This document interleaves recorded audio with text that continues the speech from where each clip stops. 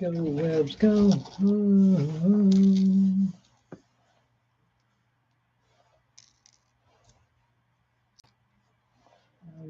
It's amazing. Spidey and his amazing friends.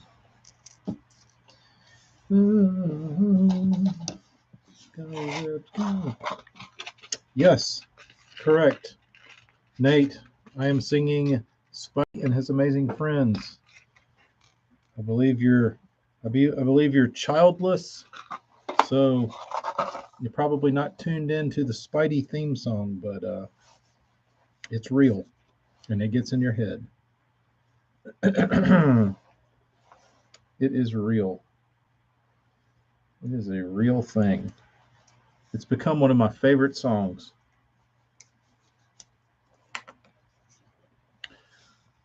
Builder dude, I'm pretty disappointed I can't go fishing today.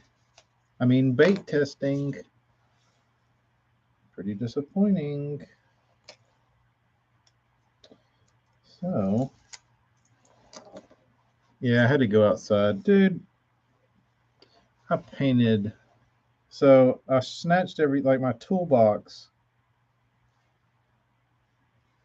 I painted it probably like 10 years ago. And it finally started chipping. So I was like, you know what? I'm going to clean this thing up, repaint it. So I worked on getting all the shit off of it.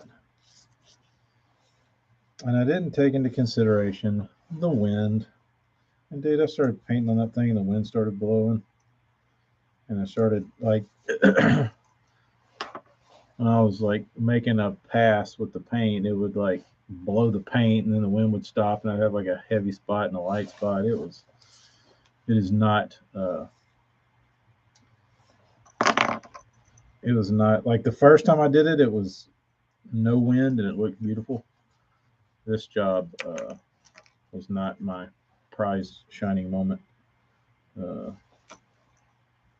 So I was a little disappointed to show up today. And I couldn't put my toolbox on my truck because it's friggin' monsooning outside. Nate, I was watching a little bit. But I never heard like I saw Steve Kennedy was an eighth, but I didn't hear anybody say what the actual weights were. Like what kind of poundage it took to be in eighth actual place. So I don't know. I don't know what's going on.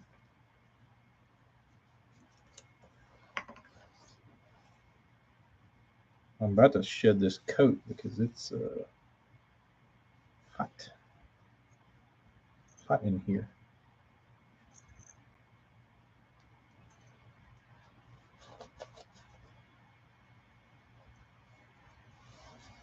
Go, let's go. All right. Matt Robertson has 24. I'd be more interested in how to catch fish when it never rains. Like I said, it is monsooning outside right now. And I don't know about y'all, but when it is raining like a cow pissing on a flat rock hard, like just like torrential downpour, I never can catch them. I've caught them, I think, one time when it was raining that hard, and I caught them swimming a jig. And I'm trying to think if we won that tournament or not. I don't think we won it. I think we came in like third. But it was like just downpouring. And you couldn't see anything. And I pitched a swim jig up in some grass and swam it out and 4-pounder ate it.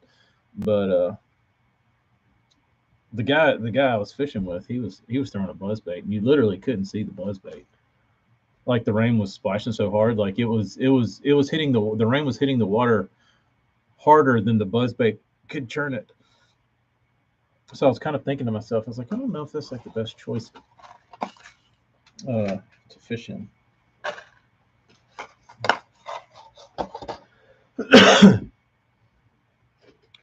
Nate, I saw him catch that crappie. That was a nice one. That was a nice one. Um, so I'm at the river this morning throwing my spinner baits and whatnot, and what happens? An old timer stands right next to me, throws a flat sided crank, and smokes them. What kind of flat side? No, I can't. You torched him in heavy rain. I can't. I can't get bit. Period. Like, like the only thing I really don't like fishing in rain that bad because it's usually if it's raining that hard, there's usually some static in the sky. So I don't. I'm not one of those dudes that dicks around with electricity. So I typically try and lay low.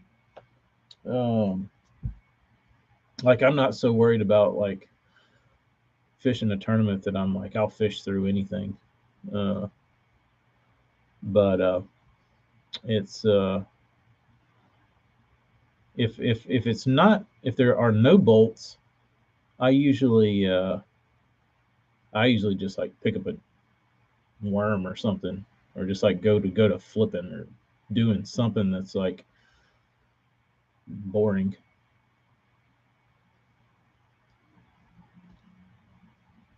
Red, that's interesting. I mean, it's not, but it's an interesting choice for this time of year for an old timer to be thrown on the bank. Very interesting. Uh,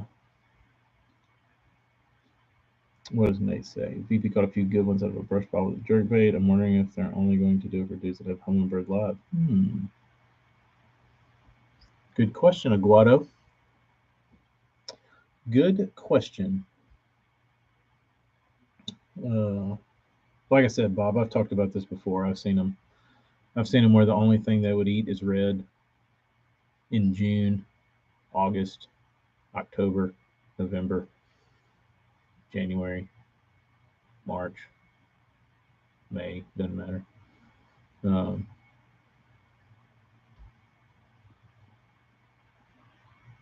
does not matter. Which there's, not to say it's the point I'm trying to make is that it's always worth keeping in the boat if you're a hardcore cranker. Uh, I've never been one of those guys that would like completely like have like a red box and be like, oh, this is only designated for this time of year, and then like after like the water gets above 60, like take all that shit out of my boat and like be done with it. Um, ooh. Brian, I was gonna go test some of these Burns baits, but the lightning's popping and it's pouring down rain, so here we are. I figured I'd hop on, and if anybody didn't get the email or the reminder on Patreon that the live with John was going on tonight, it will be 7:30 p. Central. Yeah, you hear that? You hear that grumble? Um, but no, I've never been blessed with a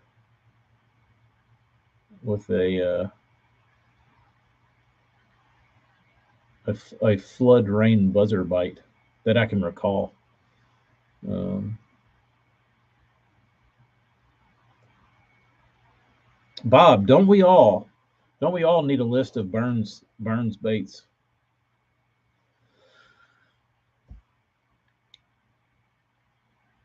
A list of baits. I should probably create a catalog. That would be smart. That would be smart. Hmm. Maybe that'll be. Maybe I'll have to get Eric and I were talking about doing a burn show where we just do like burn show and tell, just to show off some of the oddities, and that would be a good way to go through them and try and maybe we'll do a 3-person stream with Burns, and then we can just hold up a bait and say, Burns, what is this? And then make a note of it. And then I can have that video um, uh, Bob, that's because the Rat Brains is the greatest crankbait name of all time. But that way I could have a video catalog that then I could use as a resource to go back and like put together a Burns catalog. Yeah, I've got a lot. I've got a lot. The problem with a lot of mine is a lot of mine are unpainted. Most of Eric's are all totem paint. Um, so, and I need to do that because I look back and like there's all these other builders, and I'm like, I wish they would have had. I wish there was some documentation of what all this shit is. Um, so, and Burns has his own collection. So there you go. The paint does give them life. Uh, but the thing about me and Burns's baits is they're very special to me. So I always wait for a special occasion, or like when I have some sort of uh, inspiration, or if I have some certain circumstance that I'm looking for, like if I've got like a tournament coming up, which doesn't happen anymore, or if I've got some, some conditions that are on the horizon, and I'm like, what would be good? What do I need? And I'll start thinking. I'll be like, oh, and I'll start digging around. I'll find the burns that I had in mind, and I'll have a paint job in mind for the conditions of the time of year or whatever. I'll go paint, that bait. Um,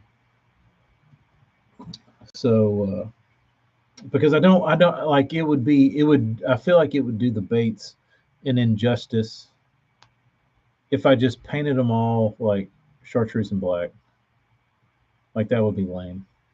I don't think they deserve that because they truly are custom, and that's what I was thinking about that yesterday. Like in the world of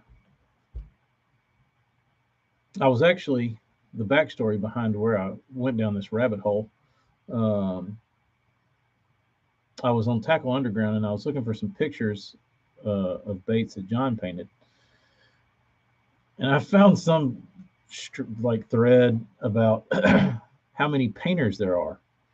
Um, and the post was like, dude, every Tom, Dick, and Harry is posting, and then is painting baits, and then like they paint baits for a week.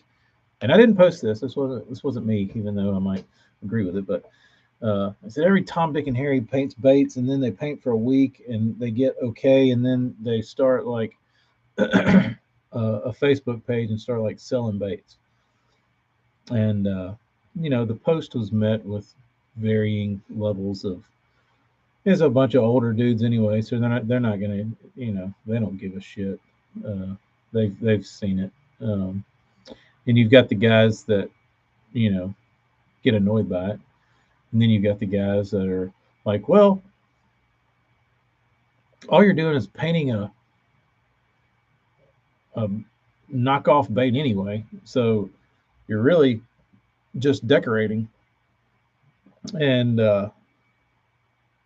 you've got all these different schools of thought, and one guy was like, custom is like building a product for someone, like for an individual, tailor made to what their specifications are, which is exactly what Burns and I do. Like we talk about what I want or what he thinks and it's pretty much built from scratch. The shape, the you know everything about what the bait is for and what it's designed to do, and all that. So that truly is like custom, to where you take an idea and you build it and then paint it and present it. That is a truly custom bait.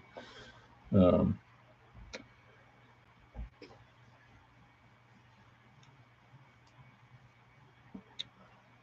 Jekyll Bling? God, uh, you're trying to really jam a knife in Burns' side.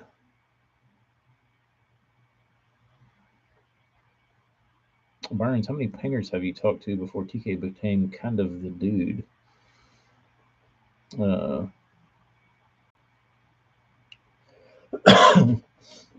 Brendan, are you getting rain in your neck of the woods?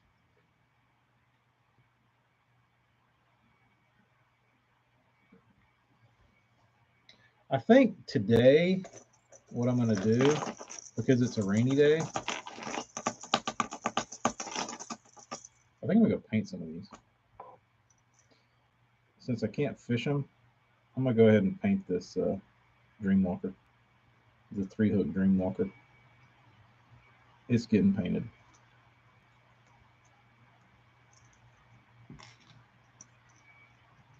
Oh, dudes. Uh, all of them. Burns has been through all the painters, all the painter dudes. And when the smoke all cleared, one painter dude remained. Two, me and Pryor.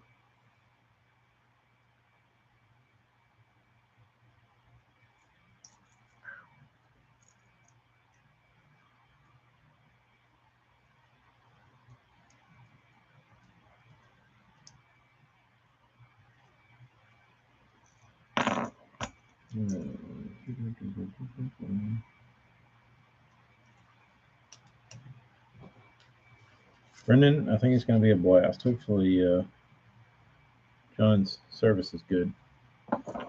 That's like Josh Heron, if he's lurking. Every time I talk to that dude, he's like driving home from work, and he will be telling uh, he'll be telling like the most interesting story or like the juiciest story, and and he always goes through these like dead zones on his ride home, uh, and he'll be getting just to the juiciest part, and it'll like flake out, and it'll flake out for like 10 seconds, and at the end of the 10 seconds he'll be like, can you believe that? I'm like, no, because I didn't hear anything you just said. He's like, what? And then I'll be like, this is where you ended, and this is what I heard. I was like, the good stuff in between I didn't hear. He's like, oh, and then he'll say it again, and it'll bleep out again. I'm like, dude, I can't ask this dude like 3 times to repeat this. Um,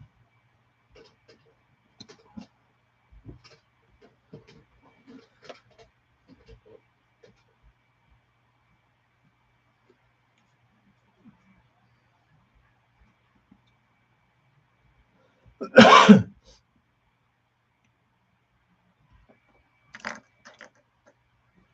I'm missing a split ring. Oh, I gotta put split rings on the gimmies, on the gibbies, the giveaways.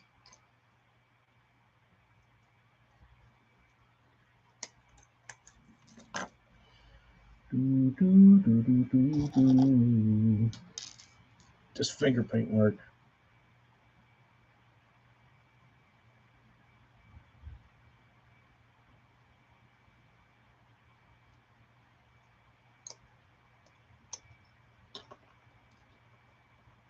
Rain just last feeling a red color to crappie dudes. It's called Big Crappie on it. Brendan, did you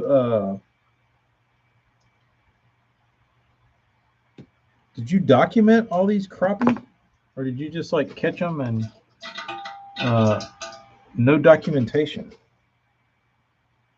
Crappie are weird though. They get really color picky.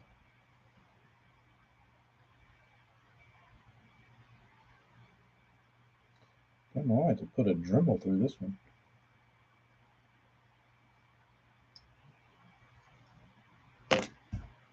Nothing is saying all around kind of walking me black. That's not a bad move.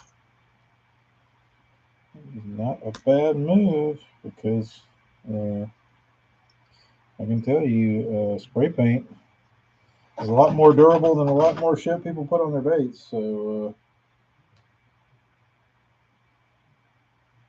not the worst idea I've ever heard.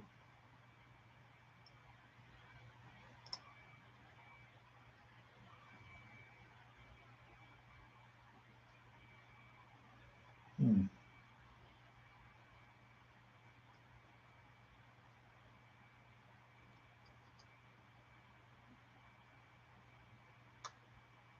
Oh, I got a little room. Oh, it's tight. Oh, it's tight, Bernsey. Uh, do not document crappie. I eat them. Even better. Let's see how this swings. Oh, that's fine. It wiggles around. It's not like pinned in the hole, so we're good. We're safe.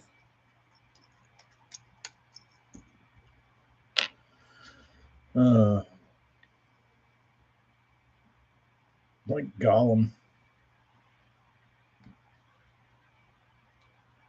Brennan, do you have a pond behind your house?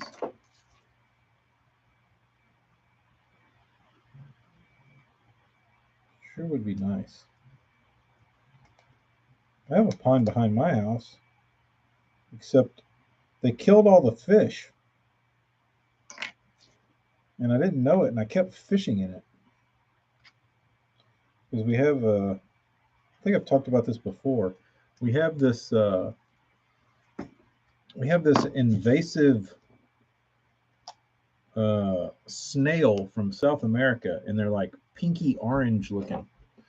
They're really gross, and all the like grass or anything sticking up out of the water, um, they'll climb up on and like lay their eggs, and they'll be like these little neon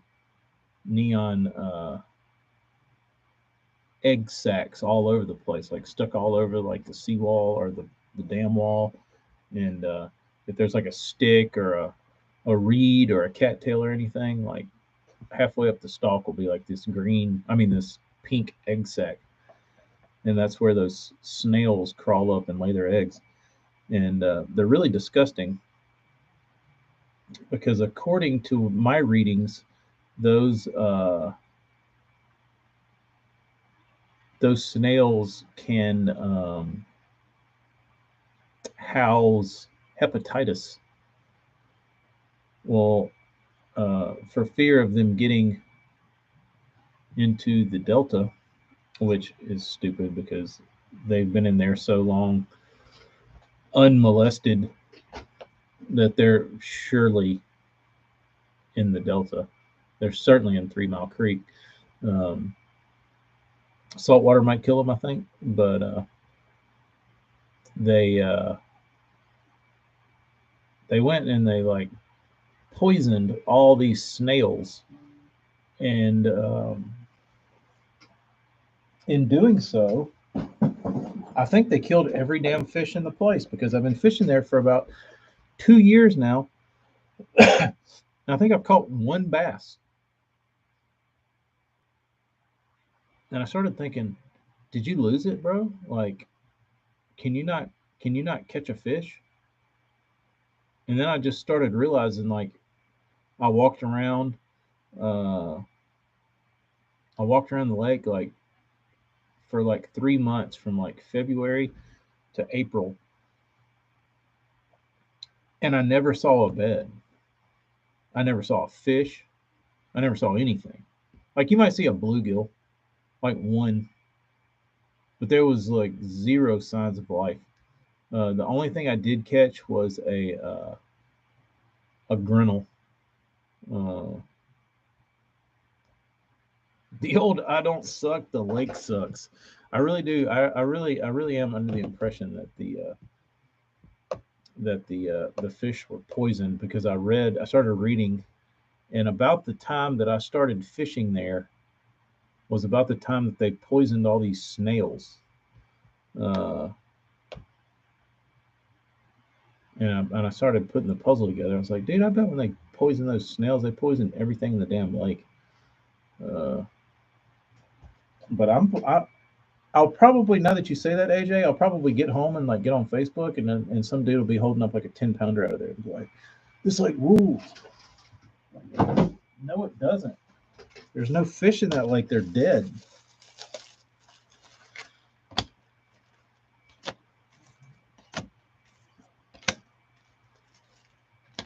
They're dead. There's not any bass left.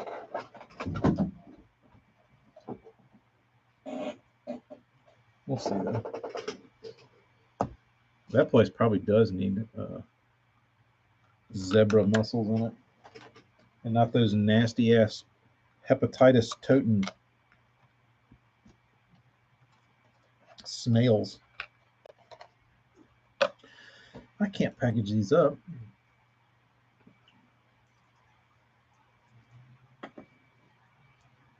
Well, I think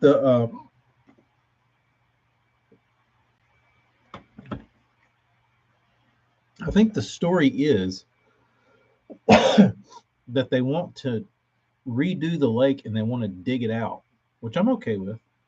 They want to make it deeper. The problem is it won't be worth a shit till I'm like 60 years old. Um, and But they want to dig it out, and they said before they dug it out, they wanted to get all the snails out. But I think they completely eradicated everything in there. It's full of grass too. It's very clear. It's a pretty lake. Um, Coontails everywhere. Do you guys ever set the hook twice, like Larry Nixon? Uh, I have a question. I typically don't. I mean, unless I get like a real weird hook set. If I get a weird hook set, my typical move is to try and reel even faster and get that fish to the boat faster than like try and like double hook set.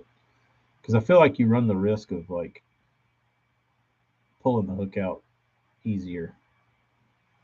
Like if it's not in there good, you can snatch and like snatch it out. But Larry Nixon used to always do like the triple hook set. But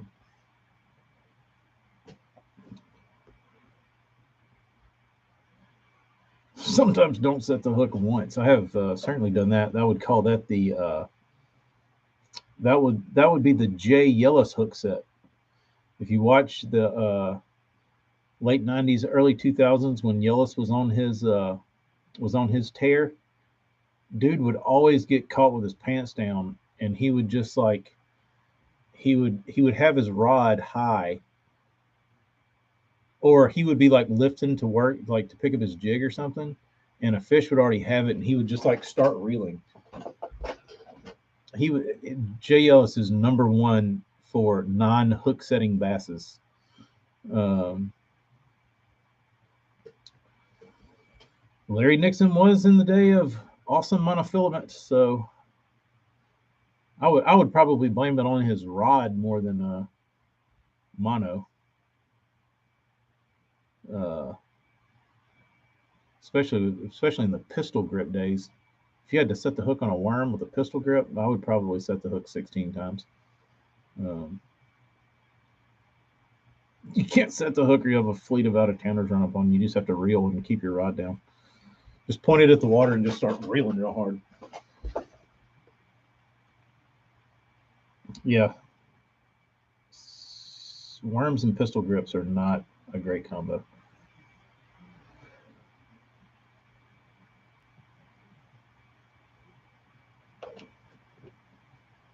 No, I wouldn't.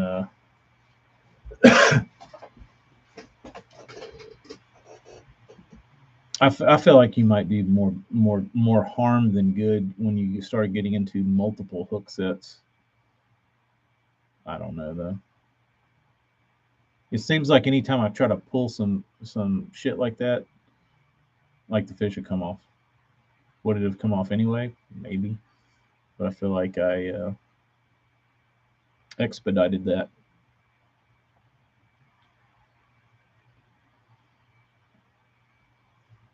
Best is when you pitch your jig on a pile and slowly work it, and suddenly it's 6 feet to the left, under everything. You're pitching in a tree, and then your jig is under the tree, like off the side of the tree, and you have to snatch the fish back up under.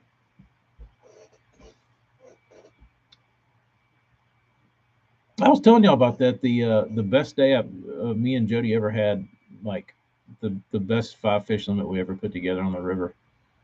And the first fish I caught was over 5, and I pitched to this.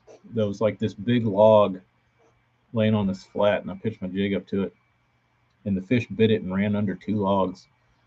And I set the hook, and the fish jumped on the other side of the log, and we were just dicking around.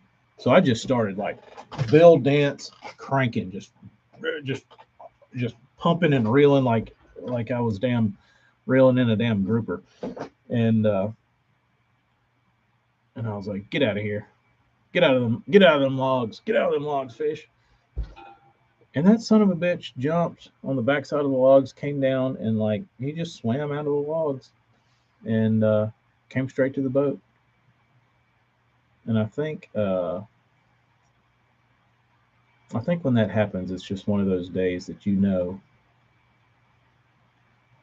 the universe is on my side. Uh, Jeremy, I had that happen. I vividly remember that happening on this fish. It was right when the sweet beef came out.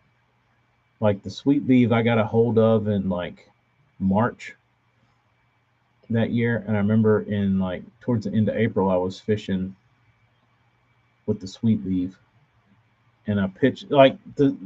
I really wish y'all could have like experienced my first like 2 years with a sweet beef. Like I said, the place I got them from was the first place east of the Mississippi to have reaction innovation sweet beavers. So I feel like I was I was probably the only guy around me in that section of river throwing those, and it was really like you could just go anywhere. Like I didn't need like crankbaits or buzz baits or spinner baits or anything else. Like that bait was so good, I would just tie one of those on, just go pitch. Like it didn't matter what time of year it was. And but I was going through this little pocket, and it's pretty good like later in the spring. Um, and I pitched up to the bank or whatever was the bank at edge of Hyacinths or whatever. I pitched my sweet beef up there, and it went don't started running off. And I set the hook, and I saw the side of the fish, and I was like, "That's a damn grinnell, dude." And the fish runs under the boat, and my rod's like stuck down in the water, and I hear the fish like jumping on the side of the like on the other side of my boat behind me. So I was like, "Come here, you damn grinnell!" And I just start like pumping. I'm like, "Come here!" And the fish comes up and like lays over, and it's like a 5.5. And I was like, "Oh shit!" But had I known it was an actual bass, I would have probably fought it differently. But it worked. Um, I always liked Stren, especially the clear blue fluorescent. The old jump on the other side of the boat happens more than you'd like to admit. It's fun when it does happen because it's exciting and it's a challenge to get the fish and get them around the trolling motor and back under the boat, however you care to do it. I guess there's two ways to do it. You go under the trolling motor and around to the fish's side, or you drag the fish back up under the boat. Probably smallmouth, you probably better off going back to their side and then getting them back under the boat. Largemouth and 20-pound tester braid, you can usually drag them if you want to. Stren is now owned by Trilene.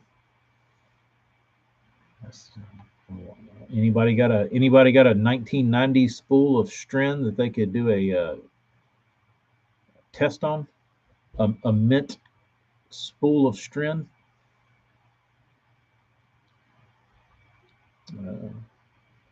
Had Smallies thump the bottom of the boat. Dude, clear blue. That shit was so awesome, especially to like a 12-year-old, 13-year-old. When I can turn my bait casting combo into a friggin' lightsaber, that's what it looked like, dude. That's what it was to me. Like I was like Luke Skywalker of the lake. I would cast my lightsaber line out there, and it was like glowing. It was the coolest shit ever.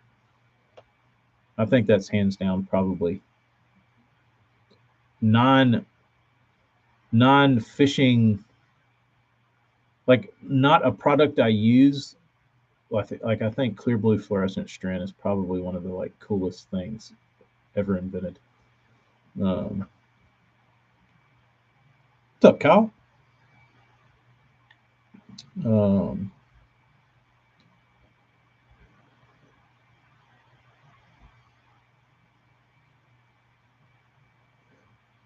Force speed with you and hook out a 10-yard cast, pretty much. Then pick out your backlash, your lightsaber backlash. Burns. I got a spool of Trilene over here. That's got to be early 2000s. Y'all tell me.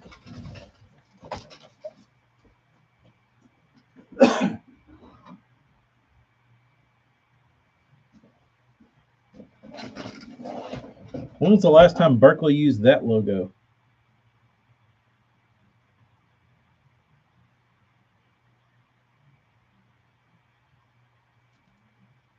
It's got the new Berkeley fish up there, so it's not that old, but it's pretty old.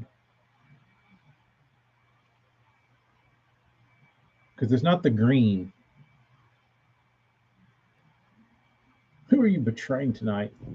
He wants to win those Burnsies. Burns, dry rotted. No, dude, this shit is damn. I'll pull my damn boat. Dude, I have spooled so many friggin' reels off of this thing. Like, I've been spooling reels off of this thing for like 10 years.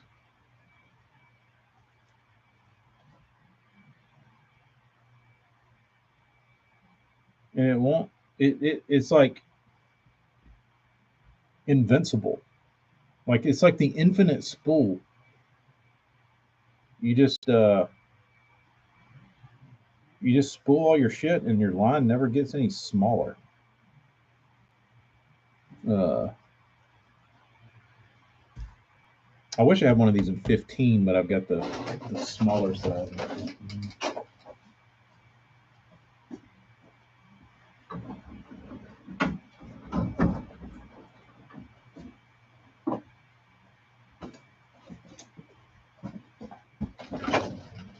I wonder if this has a date on it.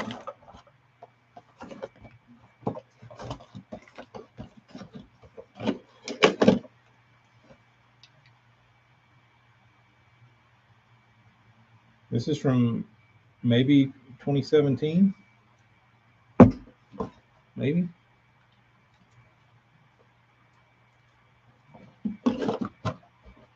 But that's 3,600 yards.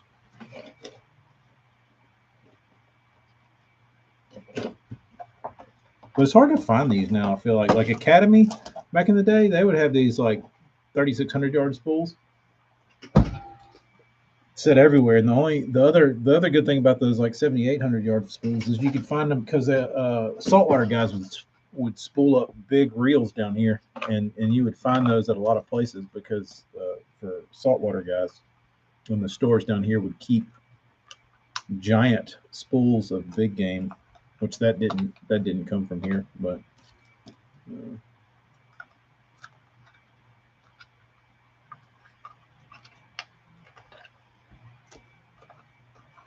If it's fluorocarbon, the trash can's the only way to go. Nixon's got 1 6-pounder. I wonder what Nixon's doing. Did it show him fishing, or is that Brian? I am. I've been feeling decent. Like I have energy again. Like I don't feel like a municipal park hepatitis carrying snail. I feel like an actual human being. So that's good. And I'm not hacking, so yeah, maybe I'm on the mend.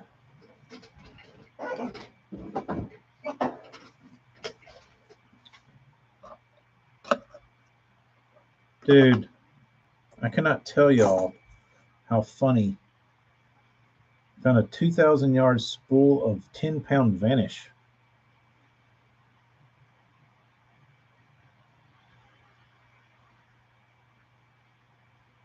What would anybody do with vanish?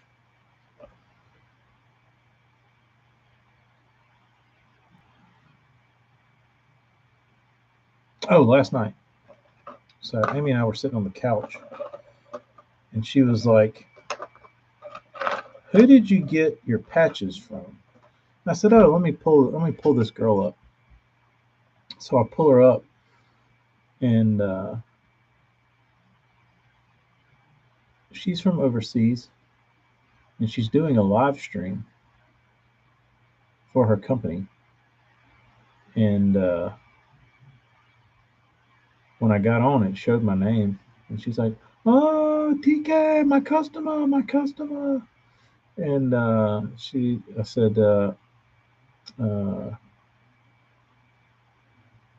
said, I sent her a message, and I was like, "My wife wants to talk to you about getting a patch made." And she said, when Amy got on there, she said, "Amy, you're so beautiful. Oh, Amy, you're so beautiful." And she just went on and on. It was like, and Amy like fell in love with this chick. She's like, "She's awesome." Like, yeah, she's nice. And but I need to see if I can pull that video up. It's pretty damn hilarious.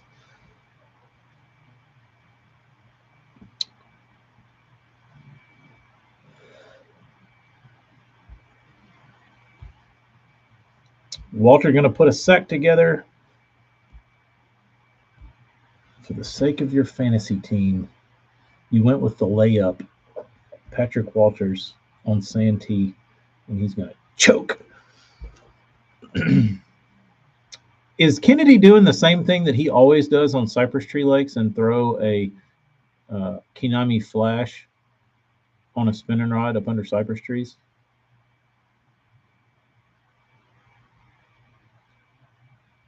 Because I feel like if you get any type of spawning, any level of spawning, post spawn, pre spawn, spawn, whatever, and you have like cypress trees, Steve Kennedy is going to take out his Kinami flash and spank that ass. He threw a swim bait this morning. That silver thread was good line. I actually used to have a few spools of that. I don't know where they have gone to. But my buddy, Rob, he, at his fishing camp, the one that always had the good drinks and the Fish and Delight worms, they had bulk stock of fish and delight worms and Sunkissed in their freezer in their refrigerator. And if you in the summertime, their drink fridge was on the back porch. So if you were feeling a little parched and you were up the river, you could swing into Rob's house, sneak up the dock, go to the back porch, grab you, and like their refrigerator on their back porch was set at like one click above freezing. So it was like almost like drinking a slushy. And you could go up there and it'd be like July and hot as damn shit, and you'd sneak up on the back porch and grab you a Sunkissed. Talk about the best Sunkiss you've ever had in your life.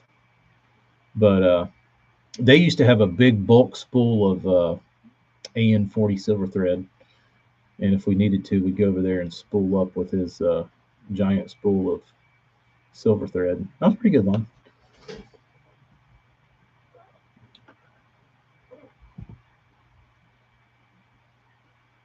Testing the shad spawn. Well. Amy did tell me, she's like, I want to go to the lake on Mother's Day. I said, really? And she's like, yeah. I was like, when's Mother's Day? She was like, it'll be the weekend of the 12th, May 12th. I was like, dude, that's like my favorite weekend to fish. And she was like, really? I was like, yeah. She's like, oh, I thought we were going to go out there and hang out. And I was like, oh, yeah.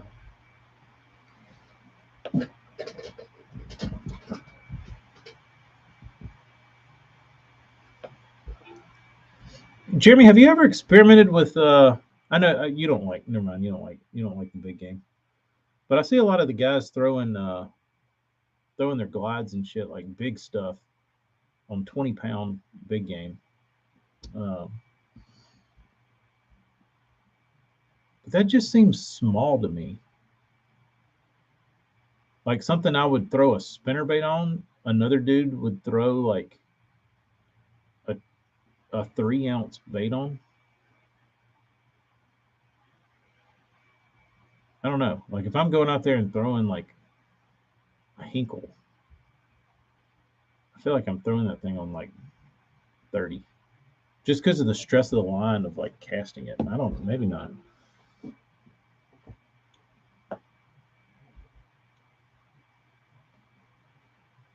Toss your big baits on 20. Brave, man. Brave. I feel like I'd at least have to go 25. But the only reason I say that is because like I just think about pitching a jig, like a half-ounce jig, or throwing a spinnerbait. I'm like, that's 20-pound test, and it doesn't feel that big. Throw a 250 on 20-pound. Man, that's a lot of bait.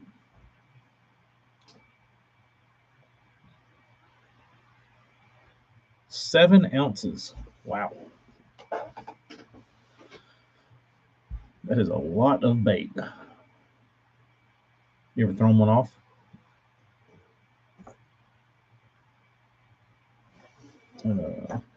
While I'm talking, I can sand this bait.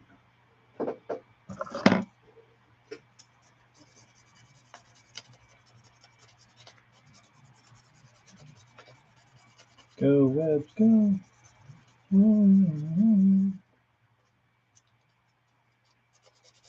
Spidey is amazing.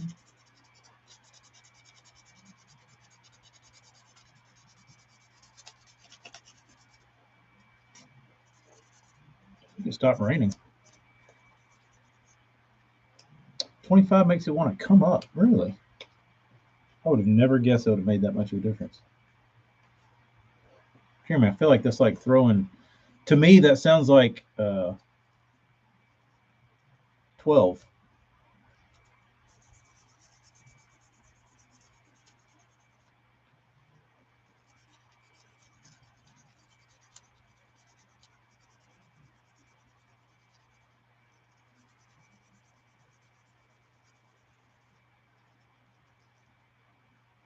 What's Matt Robertson doing? How's he fishing? Sight fishing? Is he a sight fisherman?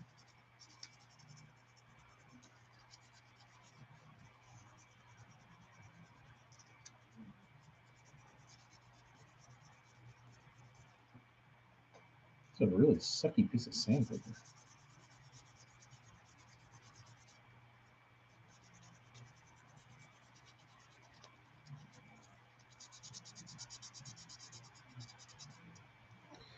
I've heard that before. I know some guys like throwing ones and they call like 15. Huh. That's what I'm saying, Bob. I'd have to beef up. If you give me a 250 and say go sling this thing around at 7 ounces, I think I'm going 30. I would like to see an in big game we trust shirt. That would be great. But I feel like that should be for Berkeley, not Tacklecraft. Berkeley would need to pull their heads out of their asses and make that shirt. I mean, I feel like I would have to buy one, right?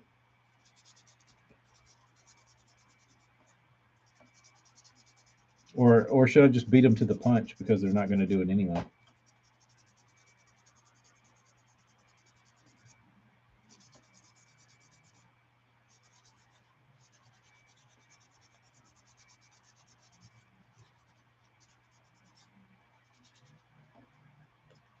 All about the rod.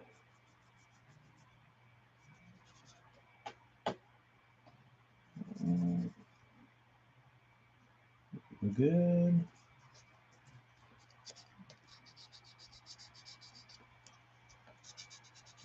Berkeley couldn't come up with a line like that. You're probably right. I didn't either. Anthony did. That's where all the good info. That's where all the good punchlines come from. The live streams.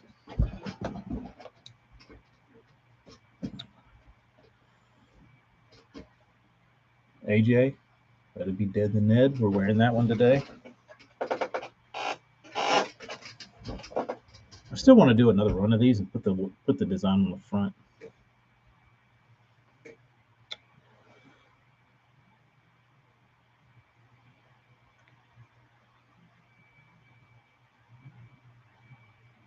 Has Davey Height had anything interesting to say? I tried to listen to him talk, and I didn't hear much out of him.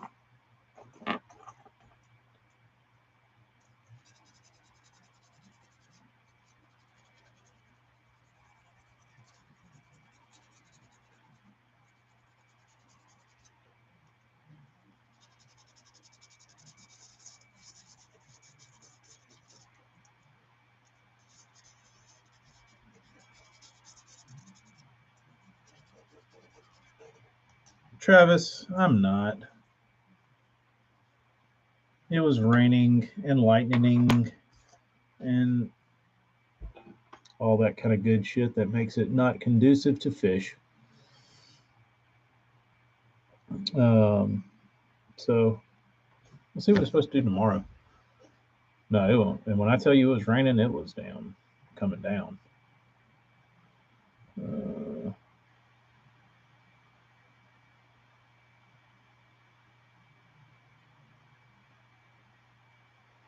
Let's see.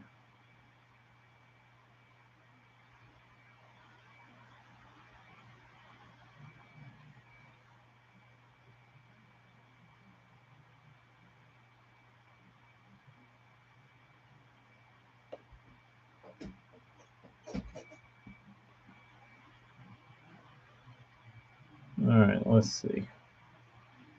Still snowing, dude. Every time y'all say that kind of stuff, it really is so weird to me. Let's see. 70 degrees right now and drizzling rain. Chance of light rain in the next hour. So it's going to rain all the way up until 1 a.m. So maybe I can go tomorrow. Maybe I'll go tomorrow.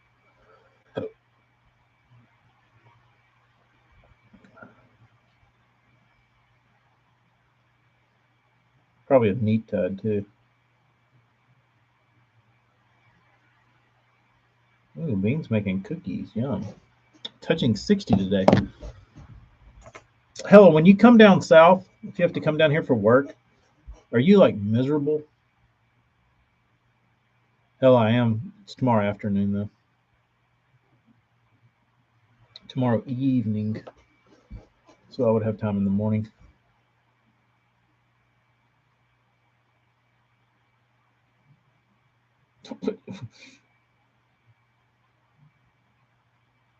We had one river tournament canceled or whether hell needs to improve. Oh, let's see.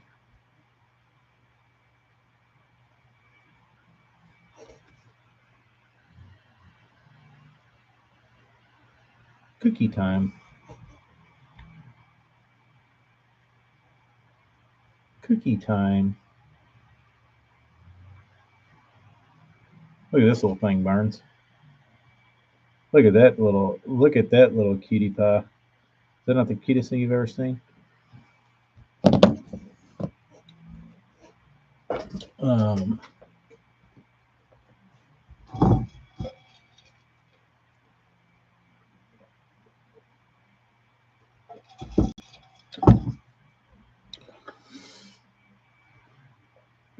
no, we're doing Stream Wars tonight.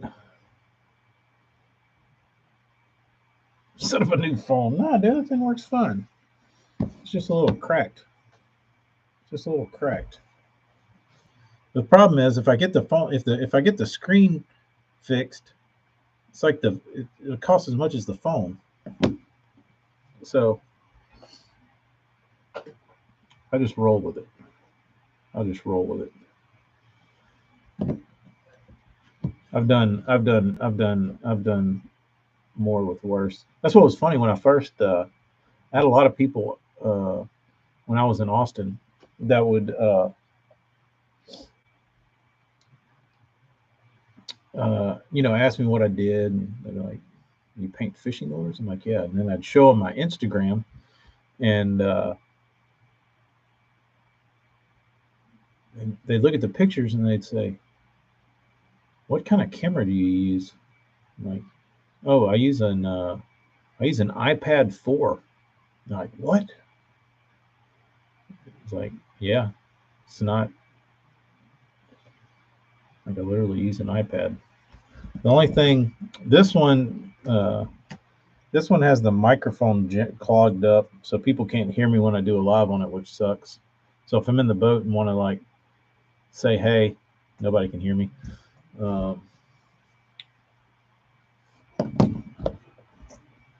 It's supposed to rain in dirty south of the boot Saturday.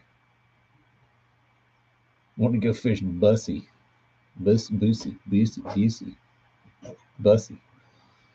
Just got a Bossa B3 in the mail, very clean, but one of those ones with the double line toes. Oh no, Bob. It's almost like there's more to photography than just a camera. Maybe so. Bob, unfortunately, you got the biggest piece of shit Bagley has ever made in 40 plus 50 years of making crankbaits. Number one, the double line tie. Have fun, Jeremy.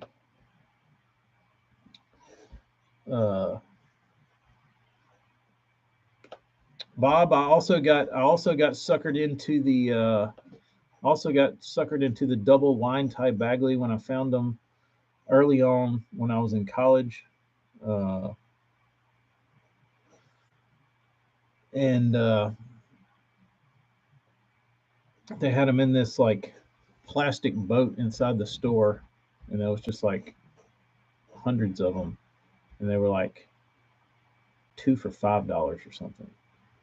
And I was like, Bagley's, because at the time, like I didn't know shit about shit. I just knew Bagley. So I was like, Bagley, two for $5, and they were all double line tied pieces of shit. And I remember I took one to the to the fishing camp. I got on the dock and threw it out there. and I reeled it in, and it like kind of like I don't even know what it did. It wasn't running. It was just kind of moving. And I brought it back in, and it had cracks on either side of the bait from when it hit the water. And I was like, what a piece of shit. So I took it off, and I took another one out of the package that was brand new, no cracks, tied it on, threw it out there, reeled it in, and did kind of the same thing. And I got it in, and it cracked straight down the side just from hitting the water. And I did one more, and it cracked. And I was like, these things suck, dude. Not only do they not swim, they crack as soon as they hit the water.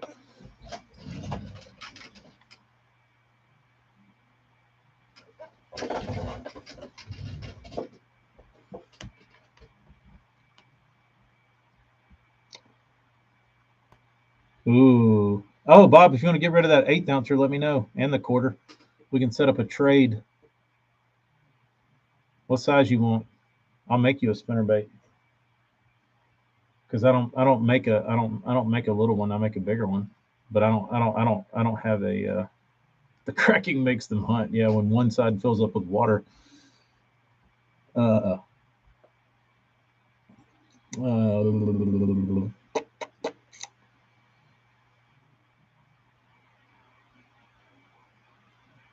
3/4 ounce. I have 5/8 with blades and skirt. It's 3/4, but the head itself and the frame is 5/8.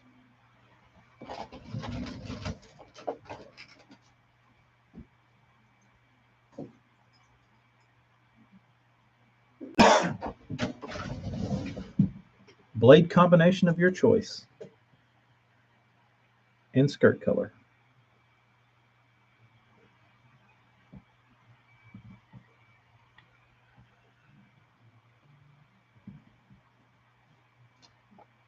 Seems like a fair trade. Mike's Tackle World.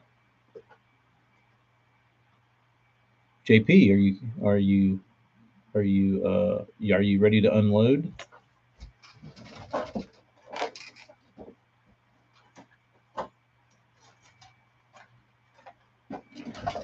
If they look like that with no eyes, I am your man.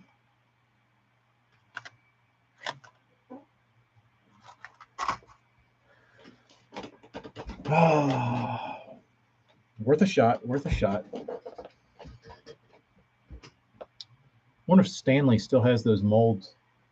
I wonder if Stanley would do me a run of non-eyed fiber shafts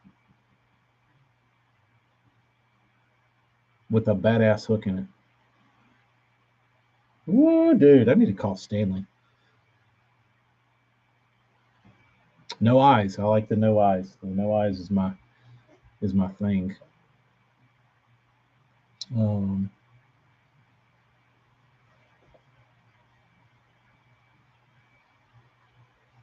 oh yeah, Dustin. See if they got those these old crusty things. Any size actually. I have 6 on the card.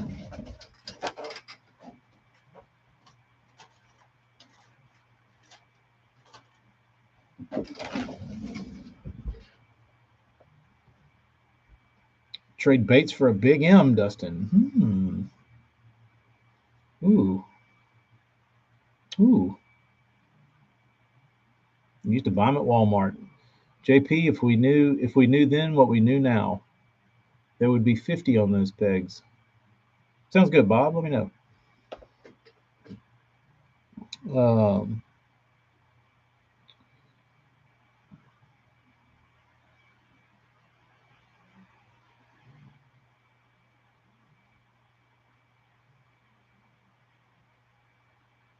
I'm trying to think non collector baits that you would buy if you could go back in time. Like everybody would buy the wiggle warts. The everybody would buy the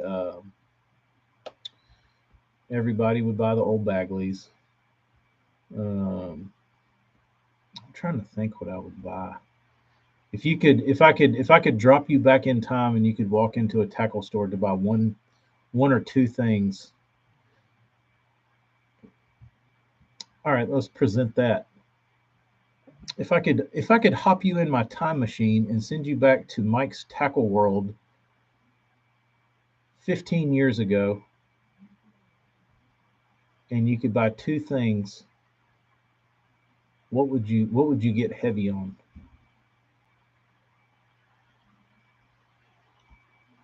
Ooh, Lord Jensen, Speed Trap. That's a good one. That's a good one. Uh, Blue Mackerel Wiggleworts. Travis, I wish I knew you liked those because I've probably painted a lot of them. Because I used to buy all those weird colors like that and just like paint over them. 15 years ago, they still had OG Bagleys before Aaron Martins bought them all. Wow, Aaron bought them all, really? 350 a piece. Wow. You know what I found when I was at my parents' house? I was looking through my old vintage Star Wars collection, and I found an original blue Snaggletooth action figure. I think that's valued at about $300. Um, JP, did you like the Deep Little Secret? He spent 3 grand on Bossa Bees. Wow. I wish Aaron was still around. That's one dude I'd love to talk to. I would love to talk to him.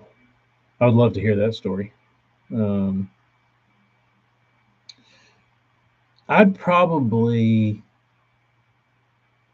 I'd probably buy. I would like to see his tackle collection.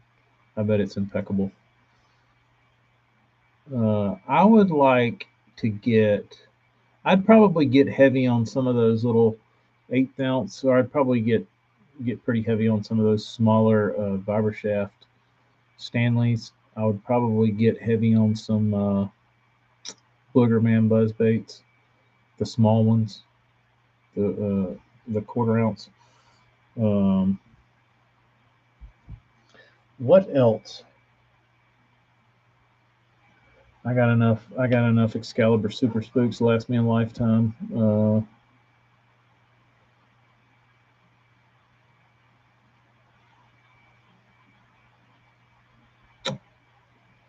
I'm just talking my way through it, Travis, just to see if there's anything I'm missing,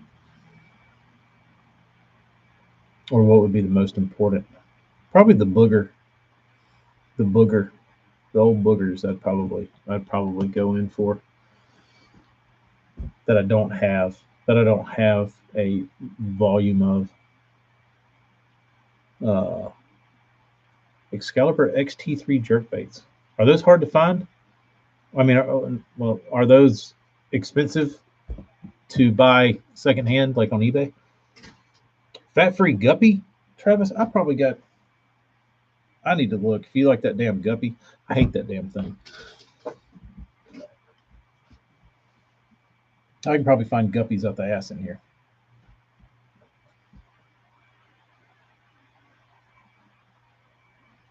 20 to $40.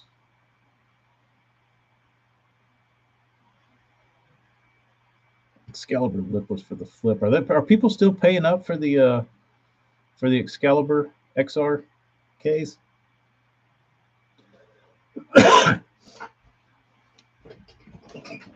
want $10. Travis, dude, they want $10 for everything now, dude. You can't even buy like a shitty old like Norman Deep Little Inn for less than $10. It's insane. Uh,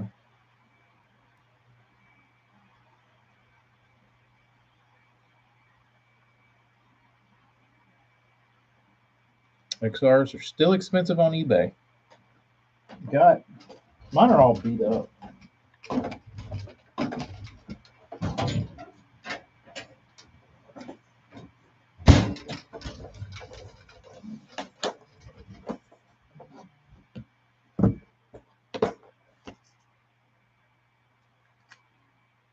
Came in came in second place on this one. But it's not the one knock, it's just the regular.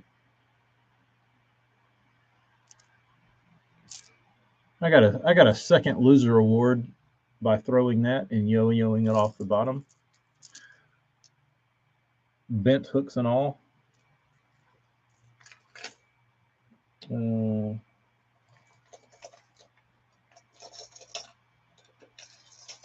I really quit throwing them. This one I've done a little dredging with. That one's probably, I don't know what these are. I don't know what fished value, burnt nose value is these days. But this was my Logan Martin juice back in the day.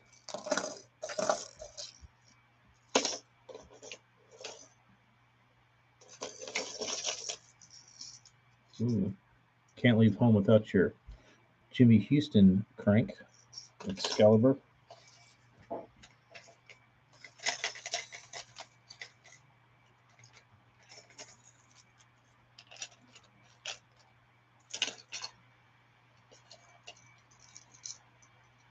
This is my number one lipless of all time. I've caught more fish on this crankbait, this lipless bait, than any lipless I own.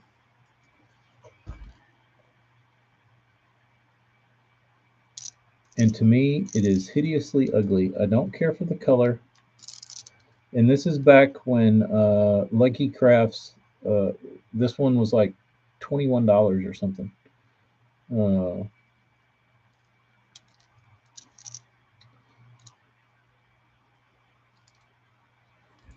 But dude, there it is, LVR D7 weed cutter. That's it. But I have caught more fish on this damn bait than any rattle trap I own. Lipless. You can tell because it's got bronze gimmies on it. Those are probably an odd size too. But I don't know why that color was so good. IU. I used to throw that thing a lot. Like I literally kept like four traps in my box, and that was one of them. And I would just like only throw that.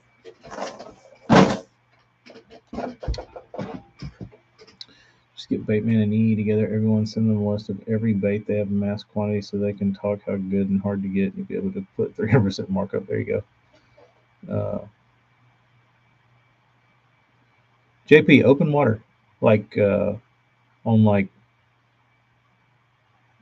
I wouldn't call them like river ledges, just like kind of like river, the edge of river flats, and just like rivery stuff. Not really cover related. So I guess open water.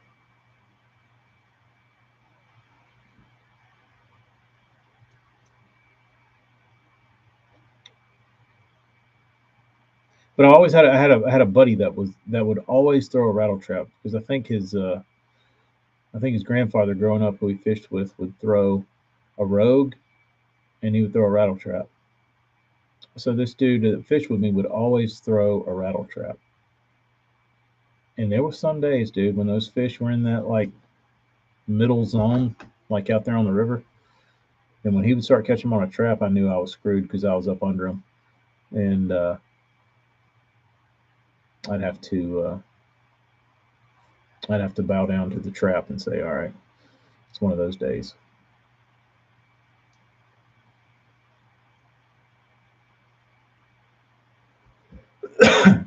But then after Lucky Craft came out, after the Lucky Craft,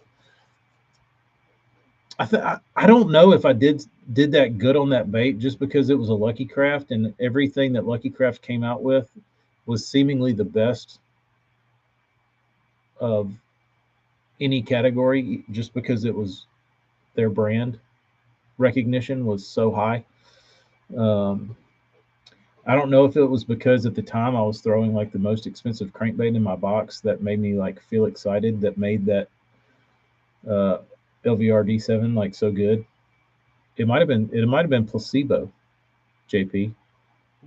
It might have been because I was throwing the damn expensive bait. I don't know.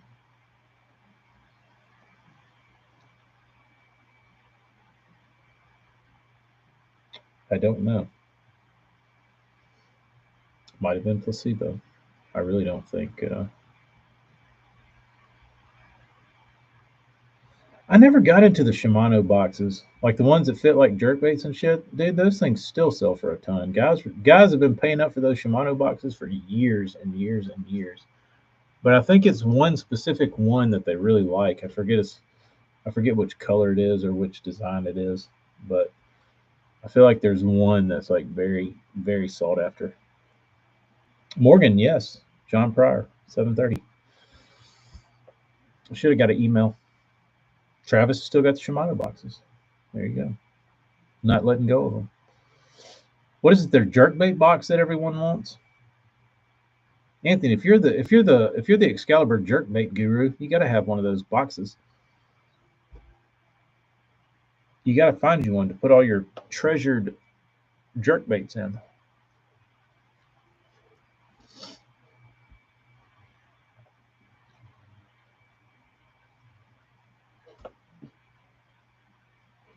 And if you can't get on with JP tonight, message and you have questions for him, just message them to me.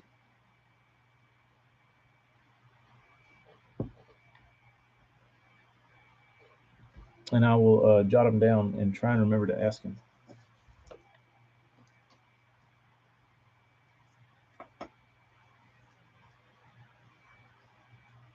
Oh.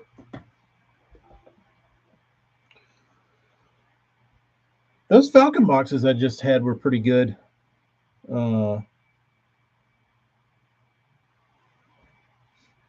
Sold two of them as a kid trying to buy more Pokemon cards. Well, that might not have been a bad move because those Pokemon cards sell for a damn shit ton. Yeah, what languages Amy talking?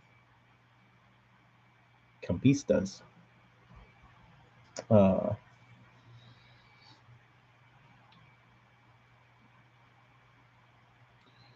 where are you at, Bob? You don't know who what guy is. Later, Hella. Uh,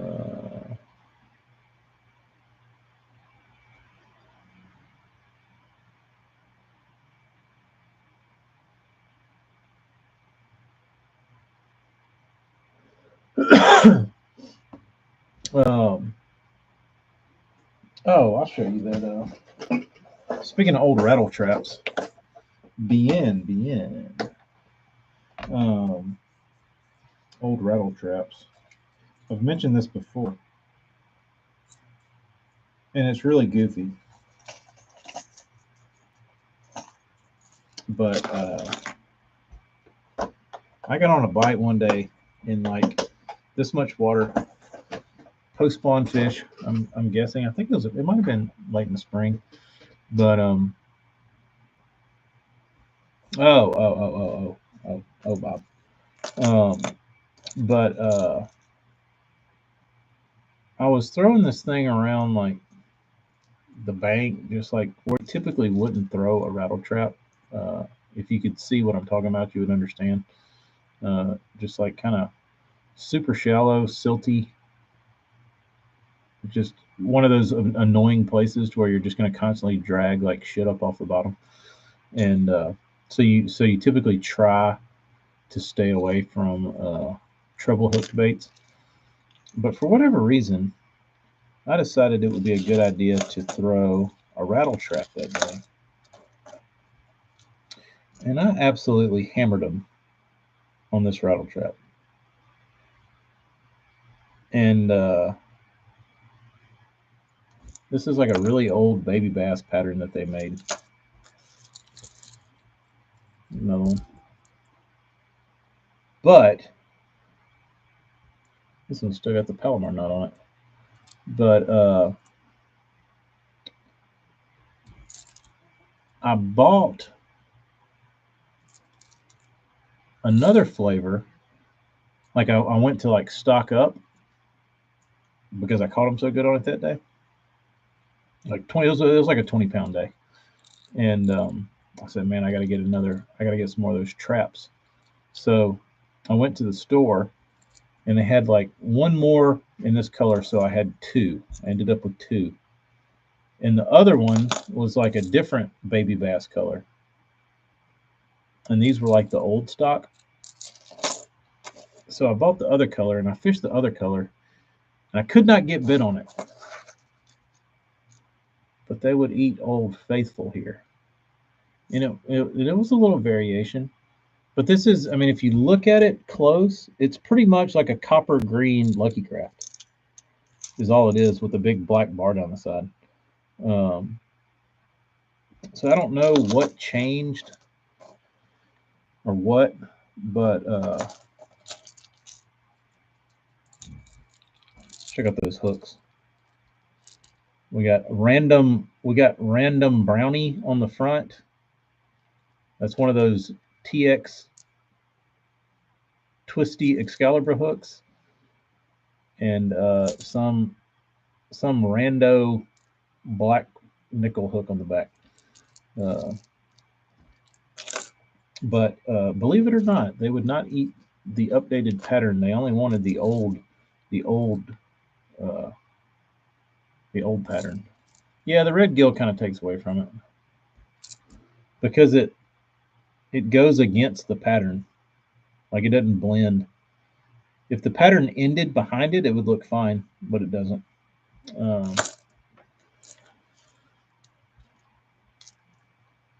Jordan is doing the Alabama shake. He knows. He knows.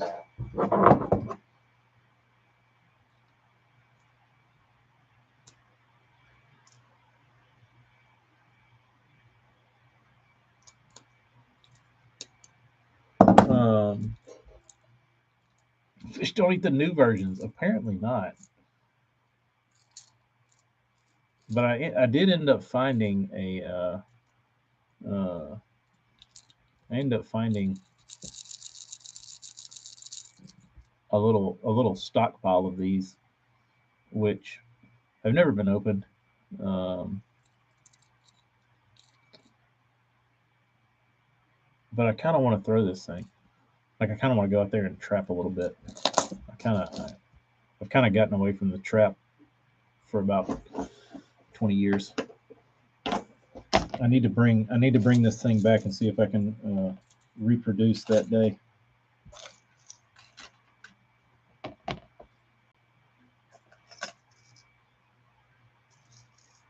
There's another weed cutter. I need to strip this thing. It's got that gooey matte finish. Oh, here's my first Cordell spot. The suspending one.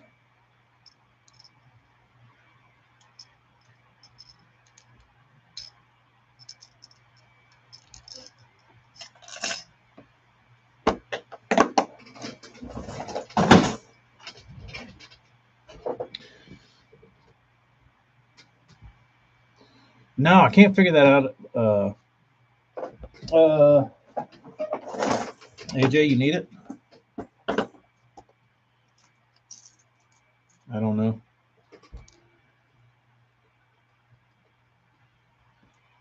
You tell me. 'Tis the season to burn a trap while listening to Flostradamus. That's pretty funny.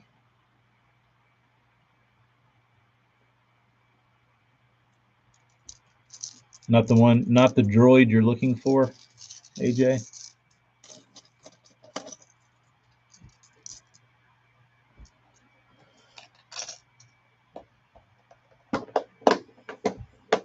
Look at All Stars. Not a bad move. The Woods and Water in Tuscaloosa got a special run of All Stars made for them when I was in college. So this would have been like 2004, and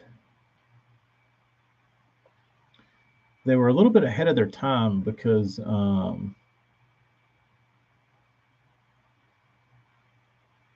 they got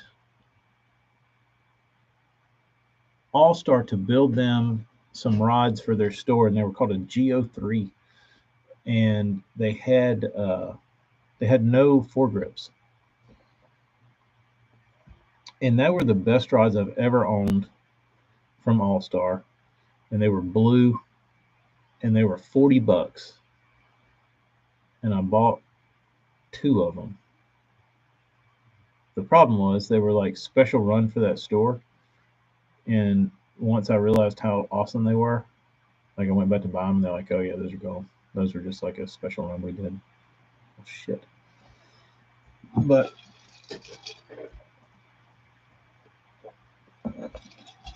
JP, the Cordell Spot is my favorite lipless bait. It is my favorite lipless.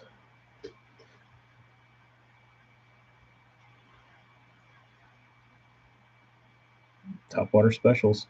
I'd go back and buy some. I'd go back and buy some Powell Maxes in certain sizes. Um, it's like a bone white with a green back. Have you painted it, AJ?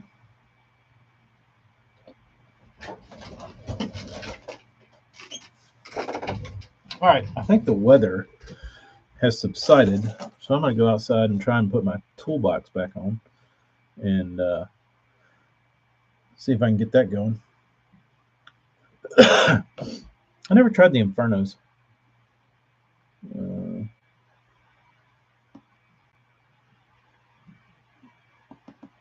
Jeff Coble.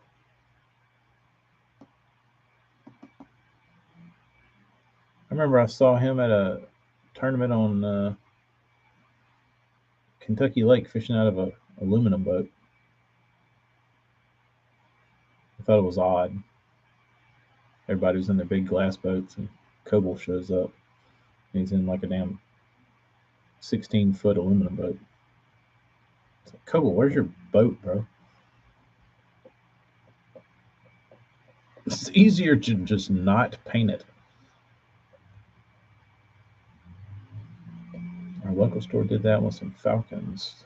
Still dudes out there slinging them. They're probably 15 years old. I liked Falcon a lot. The lowrider was my rod of choice. That was my swim jig rod for years. I had a lowrider that was the damn shit, dude. And it's broken. It's broken now. I did find half a rod in my toolbox last night. I was cleaning out my toolbox, and there was a rod that I had broken, and I was planning on getting all the guides off of it. I guess they're still good. They don't say Falcon. Sounds like even better.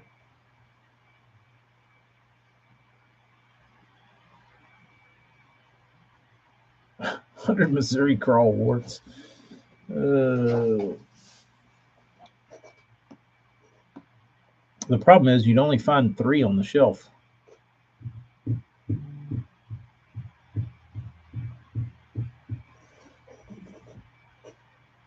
Todd Castledine, crazy sight fishing story. We almost got poached. My dad slung low riders for the longest time. He still slings a crew of Falcons. I like the Falcons. They always make good rods to me. I always liked them better than what was that other rod that came out of Texas that would that was like a equivalent kind of to a Falcon. You don't hear much about them anymore. They used to sell them at Academy. There was Falcon, and then there was, who was that?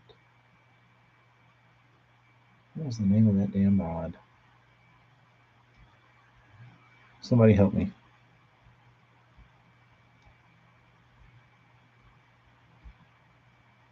If you shopped at Academy in the early 2000s, you're going to know what I'm talking about. Castaway. That's it, Dustin. Castaway. Are they still around? I had their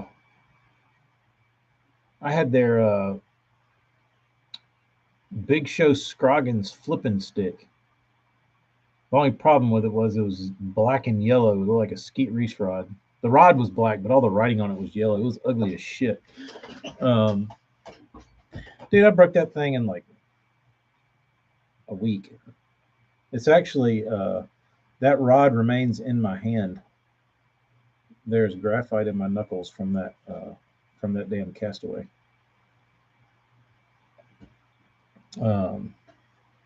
What happened to them? Are they still around? Let's look. Let's look and see. Castaway rods. They're probably shit. My phone is thinking. Castaway Skeleton, yeah, they're still a brand. You can still get them. How about that? Did you see? So, all right, I'm just gonna rant on this for a minute, and then I'm gonna leave. But did y'all see the Kistler ad that they've been running lately? That if you want to be part of their pro staff, you need to send like your resume to them. They're trying to do like a Woo Tungsten type thing. You know, like if you're looking to join a team and you want to be part of one of the best rod manufacturers in the country, send us your resume, and you can join the team. And I heard that and I was like, you know what? Like Kistler used to be like kind of like real deal. And I was like, hearing this makes me just kind of think they're just kind of like grasping at straws here. Because growing up, like you met a dude that like used all like Kistler stuff. You're like, oh, this guy doesn't shop at Academy. Like he orders his shit or he like gets his shit like from somewhere else. You know what I mean? Like outside of this little local bubble that doesn't sell Kistler, like Kistler's real deal because people were bringing them from like outside of like where they weren't distributed, and I don't think they were distributed like in a whole bunch of places. Um, but every time I see one of their ads now, I'm like, dude, this Kistler is not what they once were. Um, did you experience graphite in your knuckle from Castaway rods? You might be entitled to financial compensation.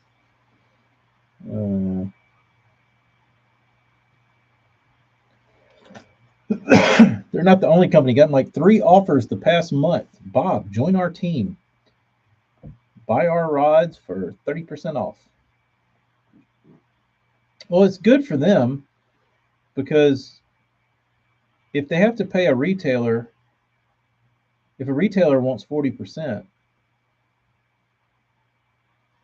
they save 10% by you signing up for their pro staff. So it's not a bad deal. The Kistler Z bones are the real deal.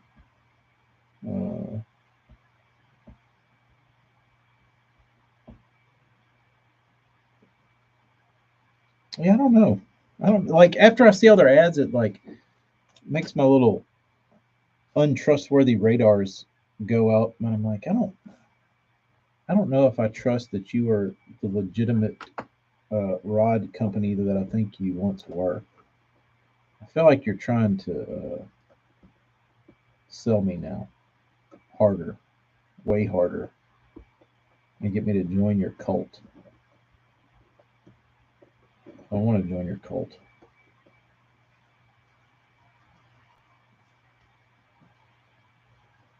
But that's the thing about like Falcon. Like Falcon didn't. They're pretty.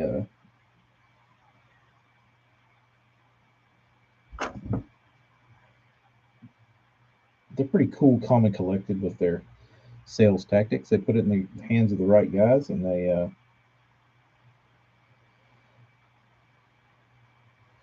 Let's see here. Jeremy's at the light.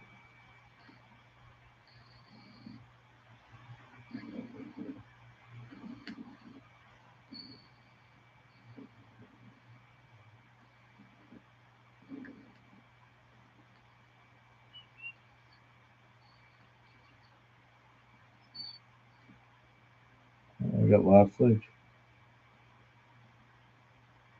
Jeremy, you need to be frogging, bro. That shit looks awesome. Where's the bait?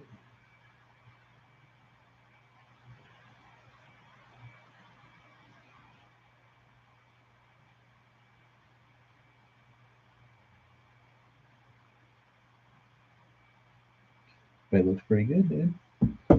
Pretty good. Anyway, Tim, go find those banana sticks, throw them in the burn pile, break them over your leg, something. Get rid of those damn disgraceful things.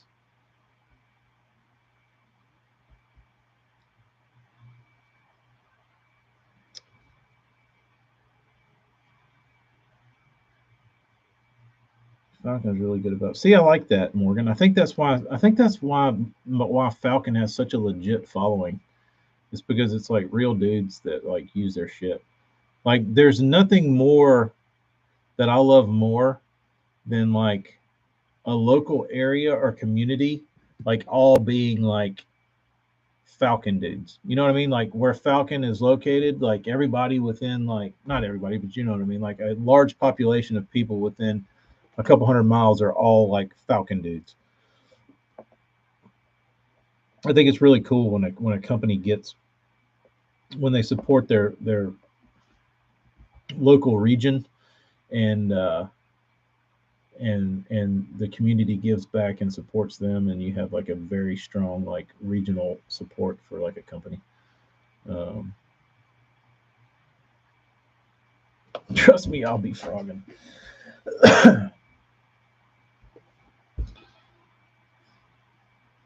Yeah, but Berkeley's lame. Falcon's still kind of, Falcon's still got that mom and pop vibe to him.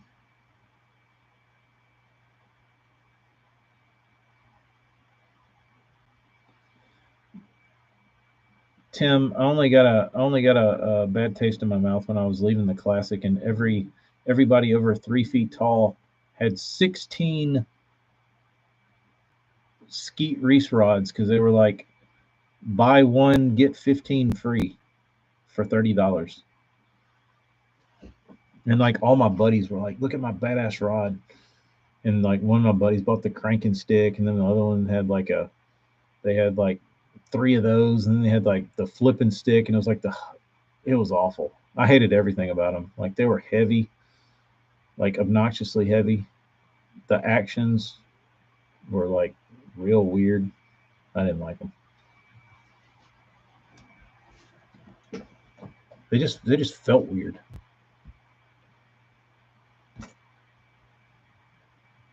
Oh, I throw Barkley. What Barkley do I have? I have Berkeley, but I'm thinking if there's anything Berkeley in my boat besides big game. I do like them for that. Did you have to sign up for their 6 gil cult, Bob, or did you get out of their contract free?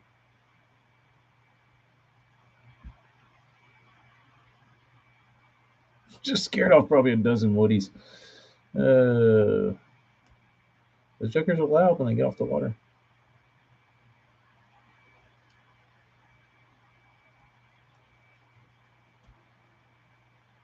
You can see them. That was the other thing I didn't like about That was the other thing I didn't like about when duckets came out. Like everybody in Central Alabama had a ducket rod, and like you couldn't get away from them, dude. You'd fish a tournament and you'd go down the river and you'd see 20 boats and you would see 20 white rod tips like jiggling in the air. I was like, dude, get these damn white duckets out of here. You just got so tired of seeing them just because nobody had a black rod. You just saw white jiggling rod tips and guys swimming a jig.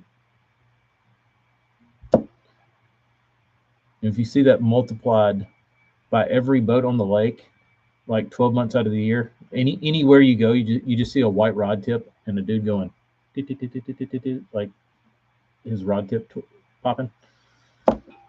That was Central Alabama when duckets came out. You can't hide the shake, especially with a ducket or any of those like neon rods. And then you realize how many guys are swimming a jig. And by that time, swimming a jig was not swimming a jig anymore. It wasn't what it once was. You can still catch them on it, but it wasn't the glory days of jig swimming. The glory days were very gloryful. Travis, I hear those first run carrot sticks were really exceptional rods. They were really, really good. I used to crank with a. It was almost like a carrot stick. In the color, it was a Lama Glass cranking stick, and I think Skeet had his name on it. But I used to have two of those. They were like a 705 and a 706 maybe. Lama Glass cranking poles. I cranked on those for years. They were good. If you like glass. Turns out I didn't love it like I thought I did. Bob, the only dowel rod you need is the Interline series. So I have two of the first edition carrot sticks. How about that? I never got on the carrot train.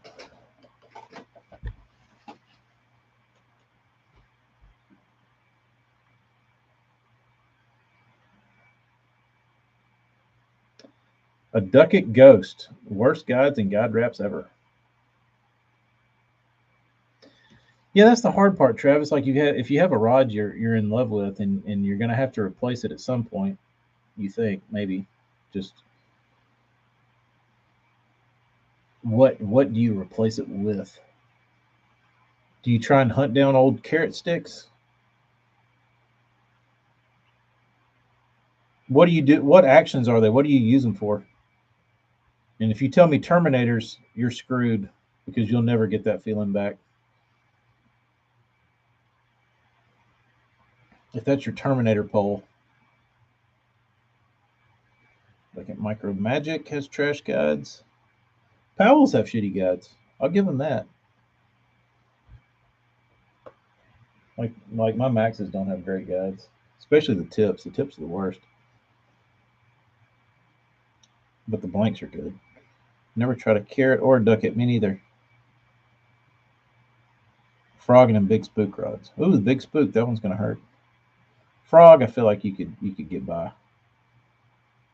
But spook, you spend a lot of time spooking. That would probably hurt.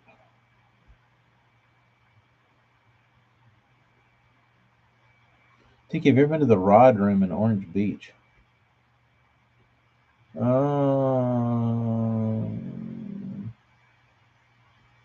Is that like is that a J&M? I don't know what that is. I used to like Blue Garcia spinning rods. Luckily, I don't have to deal with spinning rods. 7 foot, medium heavy. Nate, Nasty Nate, are you going to make a deal? Do you have that rod? How funny would that be?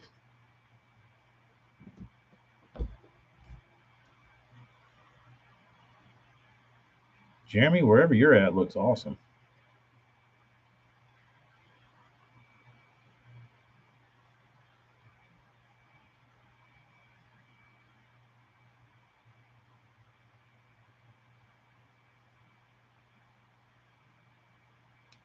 Fenwick. I was a big Fenwick fan back in the day. I want to be at where Jeremy's at right now.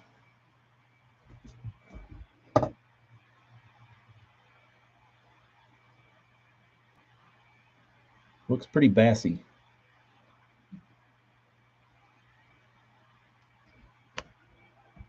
Fried room at Orange Beach sounds like a location in which the girls would hold a bachelor party.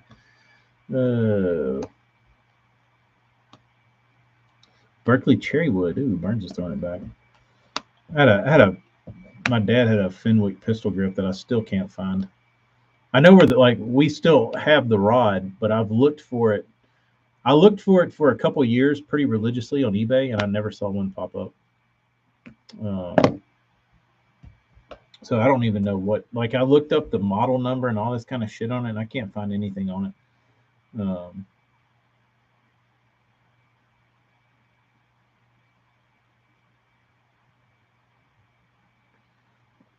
Travis, what would be the odds that we're sitting here having this little conversation and I don't leave, which y'all give me shit about, but because I didn't leave, you might have found your magic rod right here with Nasty Nate rolling.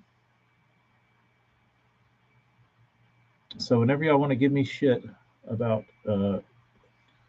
staying after I say I'm leaving, we might have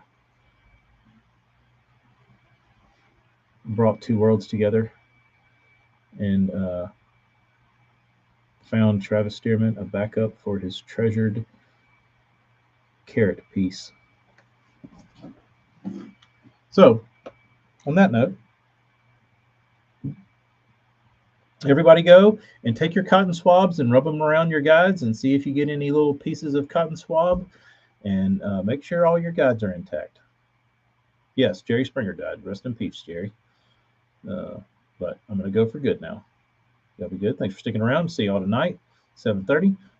John Pryor, Crankbait Painter of the Stars. We will see y'all later. Adios.